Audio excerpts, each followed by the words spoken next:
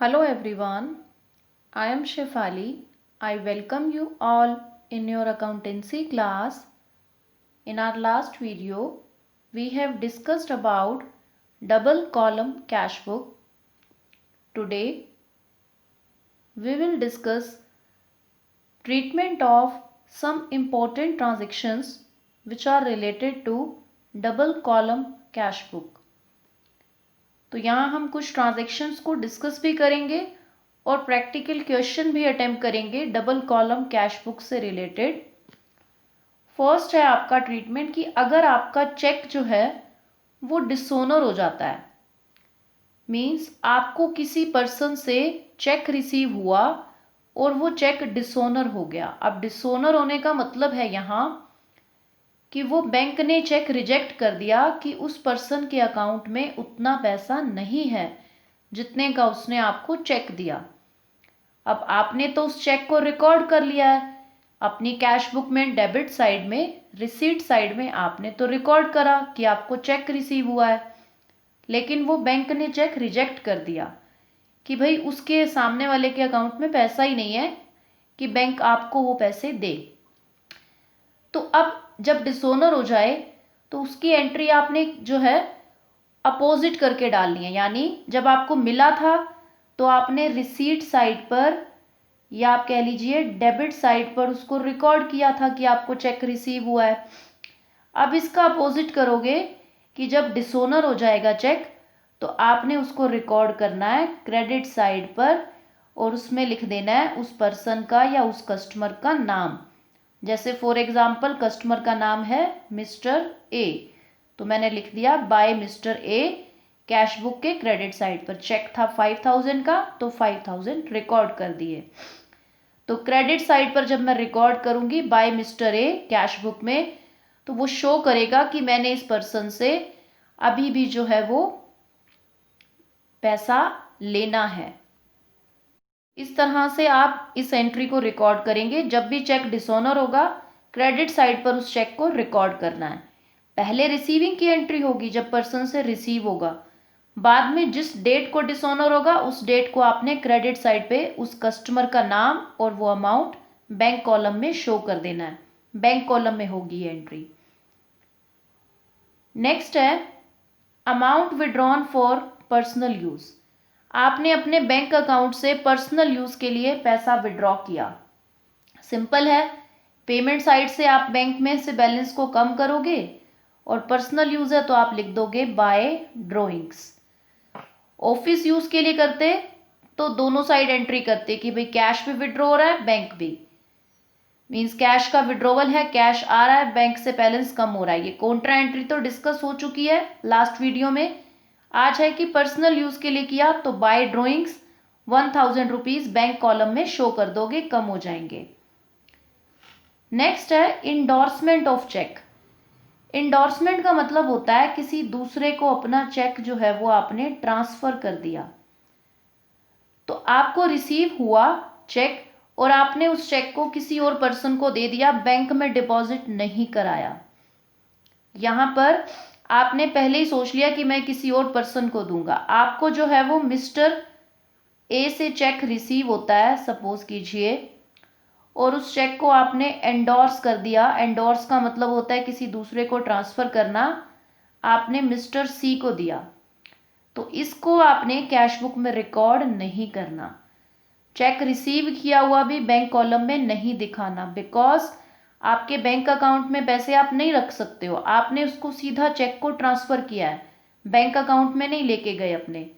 तो जिस डेट को आपको मिला चेक उस डेट को आपने एंट्री करनी है चेक्स इन हैंड, क्योंकि आपने बैंक में जमा नहीं कराया ना। Checks in hand account 2000 rupees का चेक है टू जिससे भी मिला, जैसे मैंने कहा है मिस्टर ए से मिला तो टू मिस्टर ए 2000 की एक एंट्री हो गई। ये सपोज ये मेरे को मिला है 21 सितंबर को, 23 सितंबर को मैंने इस चेक को मिस्टर सी को ट्रांसफर किया है या एंडोर्स किया है। तो 23 सितंबर को मैं एंट्री क्या डालूंगी, मिस्टर सी डेबिट, मिस्टर सी का अकाउंट डेबिट टू दिया क्या है मैंने उनको? चेक्स इन हैंड, जो चेक मेरे पास रखा हुआ था वो। तो 2000 रुपीज़ का चेक था, उसकी आपने एंट्री पास कर दी। ये 23 की एंट्री है, जिस डेट को एंडोर्स हुआ, जिस डेट को मिला, उसकी एंट्री आपने ऊपर की। कैश बुक में नहीं शो करना इसको जब आप चेक को एंडोर्स करते हो। अब बात आती है अगर कोई बैंक चार्जेस वगैरह आपने जो है वो पे करे हैं तो सिंपल है, बैंक कॉलम की पेमेंट साइड जो आपकी है, पेमेंट साइड पे आपने शो कर देना है बाय, कैश बुक में शो कर देना है बाय बैंक चार्जेस, और जितने भी पे किए हैं उतना अमाउंट से एंट्री कर दो। ये एंट्री कहाँ होगी? कैश बुक में होगी और बैंक कॉलम में होगी आपकी, क्योंकि बैंक चार्जेस तो बैंक अकाउंट से ही माइनस होंगे आपके। तो इस तरह से आपने बैंक चार्जेस को रिकॉर्ड करना है। और कई बार बैंक आपसे जो है ना, जो चार्जेस लेता है वो डिसऑनर किए हुए चेक पे भी लेता है, कि भाई हमने आपके लिए इतना काम किया, चेक रखा अपने बैंक में और फिर उसको हमने प्रोसेसिंग करके देखा तो वो चेक डिसऑनर हुआ है, तो हमें कुछ चार्जेस चाहिए, बैंक ये कहता है। तो वो चार्जेस अगर आपको बैंक ने आपसे लिए हैं तो वो आपने पेमेंट साइड पर जब आप अपना उस पर्सन को क्रेडिट करोगे, जैसे मैंने कहा मिस्टर ए से चेक मिला, वो डिसऑनर हो गया, 5000 का चेक था, तो अगर बैंक ने 200 मेरे से चार्जेस लिए हैं तो मैं मिस्टर ए से ही वो चार्जेस मांगूंगी। मिस्टर ए को मैं कैश बुक की क्रेडिट साइड में कहूंगी बाय मिस्टर ए 5200, अगर 200 रुपीज़ बैंक ने मेरे से चार्जेस लिए हैं। यानी बैंक कॉलम की क्रेडिट साइड पर आपने उसको शो कर देना है कि ये पैसे भी उस पर्सन की तरफ आपके ड्यू हैं, तो आप उस पर्सन से ये चार्जेस डिमांड करोगे कि भाई आपका चेक डिसऑनर हुआ है तो ये चार्जेस प्लस आपके चेक का अमाउंट आप हमें पे करेंगे। नेक्स्ट होता है अगर एक ट्रीटमेंट, कि अगर किसी कस्टमर ने डायरेक्टली आपके अकाउंट में पैसा डिपॉजिट किया है बैंक अकाउंट में, तो डेबिट साइड या रिसीट साइड में जो है वो रिकॉर्ड कर दो टू उस कस्टमर का नेम, सपोज श्याम ने किया है तो टू श्याम, कैश बुक में डेबिट साइड में रिकॉर्ड कर दोगे। सिंपली है, रिसीट में दिखाना है तो बिल्कुल ही सिंपल बात है। बैंक ने आपको इंटरेस्ट अलाउ किया,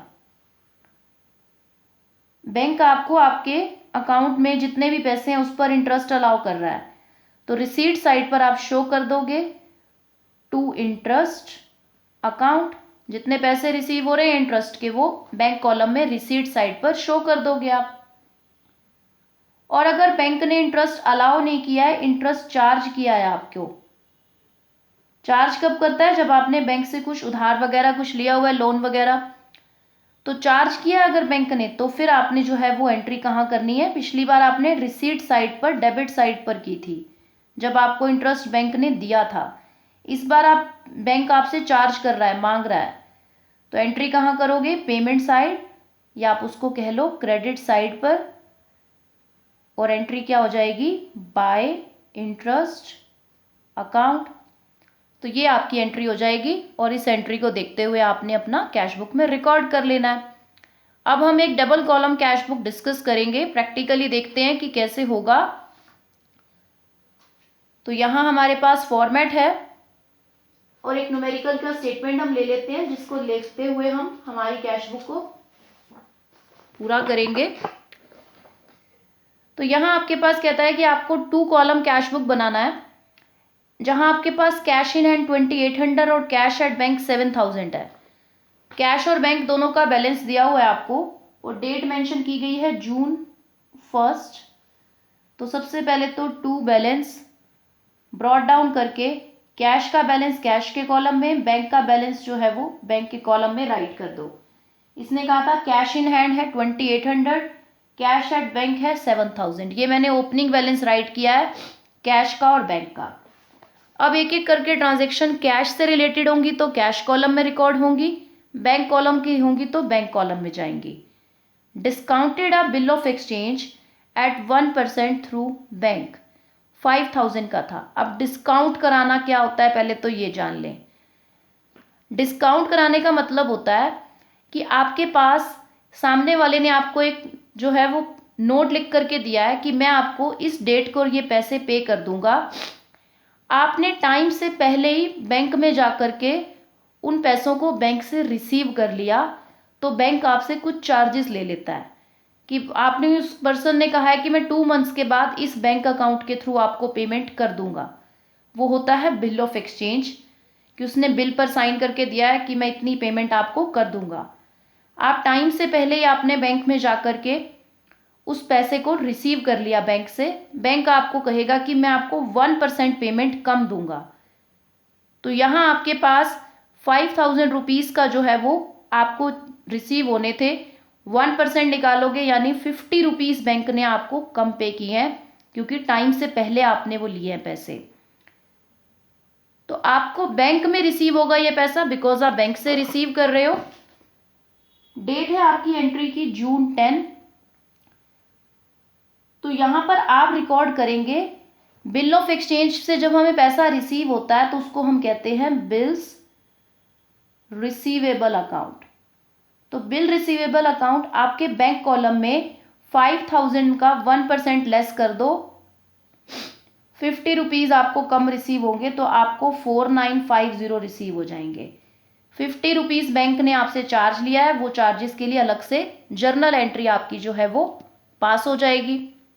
ओके। अब नेक्स्ट है आपके पास कैश सेल है आपकी 6,000 रुपीज़ की। अब कैश सेल कर रही हूँ मैं, कैश में कर रही हूँ, तो बस कैश कॉलम में रिकॉर्ड करना है मुझे जून 15 टू सेल्स अकाउंट, और कैश कॉलम में मैं अपनी कैश सेल को रिकॉर्ड कर दूंगी 6,000 रुपीज़। नेक्स्ट है पेड इनटू बैंक 3,000 रुपीज़। अब यहां ध्यान देने वाली बात है कि मैंने बैंक में पे किए हैं 3,000, मीन्स बैंक को तो रिसीव हो रहे हैं, लेकिन कहां से पे करूंगी, कोई और कस्टमर तो कर नहीं रहा है, खुद का कैश ही मैंने अपने बैंक में जो है वो डिपॉजिट कराया। डिपॉजिट वर्ड नहीं लिख रहा, बट बैंक में पे अगर मैं कर रही हूं खुद से तो मेरा खुद का कैश ही यूज हो रहा है। तो 3,000 रुपीज़ आपके बैंक में आपको रिसीव हो रहे हैं, कैसे, अपना खुद का कैश यूज करके। तो आप यहां लिखोगे टू कैश, क्योंकि एंट्री बैंक कॉलम में है, उससे रिलेटेड दूसरा अकाउंट है कैश, और यहां लिख दोगे सी, बिकॉज ये कॉन्ट्रा एंट्री है, इससे कैश भी अफेक्ट हो रहा है और बैंक कॉलम भी। अब बात आती है कि कैश आपने अपना खुद का बिजनेस से निकाला और बैंक में गए, कैश कम हो गया, बिजनेस से बाहर जा रहा है कैश, तो कैश के क्रेडिट साइड में भी 3,000 रिकॉर्ड होंगे। और इससे रिलेटेड दूसरा अकाउंट कौन सा है, बाय बैंक। जब कैश कॉलम में रिकॉर्ड करते हैं तो उससे रिलेटेड दूसरा अकाउंट जो अफेक्ट हो रहा है वो लिखते हैं। एलएफ वाले कॉलम में सी लिख दोगे कि कॉन्ट्रा एंट्री है, तो 3,000 से ये एंट्री रिकॉर्ड हो गई आपकी। नेक्स्ट आपकी जो एंट्री है वो कहता है कि आपने रेंट पे किया है जून 20 को। अब आपको कुछ नहीं बताया कि कैश में है या बैंक में है, तो वो कैश में होती है वो पेमेंट।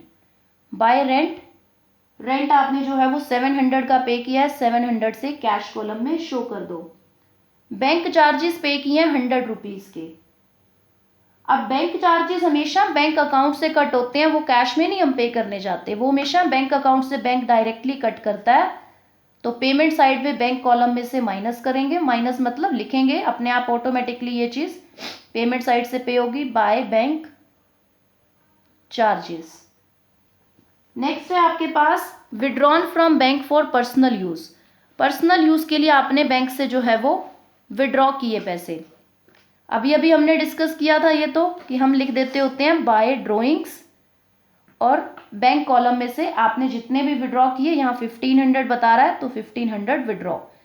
अब यहाँ ये कॉन्ट्रा एंट्री नहीं है कि बैंक से विड्रॉ, पर्सनल यूज़ के लिए हो रहा है, ऑफिस यूज़ के लिए नहीं कर रहे कि बिजनेस में कैश आएगा, पर्सनल यूज़ के लिए घर ले गया वो इस कैश को, तो सिंगल एंट्री होगी, ये कॉन्ट्रा नहीं है पर्सनल यूज़ वाली। Purchase goods on credit from Vinay, credit में परचेज कर रहे हो तो आपका कोई मतलब ही नहीं है कैश बुक में रिकॉर्ड करने का।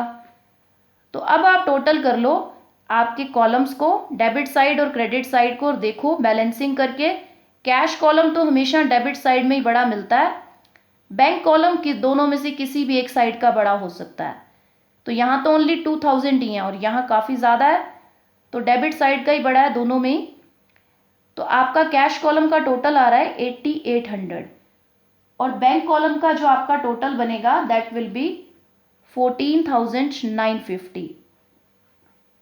अब हम देखते हैं कि हमारा कैश कॉलम यहाँ वाला कितना है। यहाँ में सिर्फ 3,700 है आपके पास, तो 3700 को माइनस करो 8800 में से, तो आपको जो बैलेंस मिलेगा वो होगा 5100, जिसको आप लिखोगे by balance carried down. Cash column का बैलेंस आ गया। यहाँ बैंक कॉलम का टोटल है सिर्फ 2000, माइनस करोगे इसमें से तो आपको बैलेंसिंग करनी है, इसके टोटल में से यहाँ का टोटल माइनस करना है। तो यहाँ आपके पास जो है 2000 भी नहीं, यहाँ हमारे पास जो है वो ओनली 1600 है, not 2000, only we are having only 1600 rupees. तो यहाँ पर आपका जो बैलेंस बनेगा दैट विल बी 13,350। तो अब टोटल करके दोनों साइड इक्वल करके लिखेंगे, ये that was a mistake, it's not 2000, it's only 1600 rupees इस साइड का जो टोटल था आपका। तो अब 14,950 अब आपका इक्विवेलेंट हो जाएगा दोनों तरफ। तो ये आपका डबल कॉलम का कैश बुक था, जहां आपको कैश और बैंक दोनों तरह की ट्रांजेक्शन मिक्सअप दी होंगी। आपने पहचानना है कि कैश में कौन सी रिकॉर्ड करूं, बैंक कॉलम में कौन सी। That's all for today. Thank you so much.